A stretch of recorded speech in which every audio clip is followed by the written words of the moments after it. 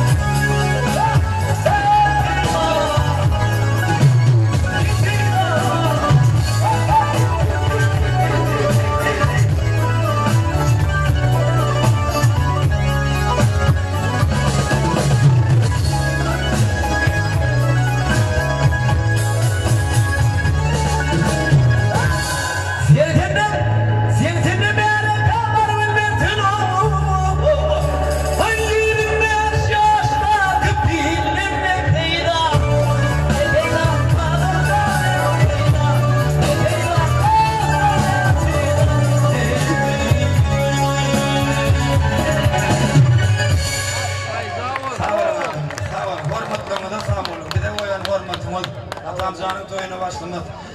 Sağ ol, tavimde kaysın. Biz selan, Allah seylesin. Dine bizim hizmetimiz senin. Canımın hayırlı olsun. Bu günler, toylu günlerde var şöyle adamlar. Koy parahat yurdumuzda hem işte toy olsun. Eyüp'le başkanımda toy olsun. Atamcan, baktım olsun Allah'ca. Ne yiğitlerimiz, Atamcan'ın dostları, evmeşleri, kurs dostları yiğitlerimiz hizmet ederler.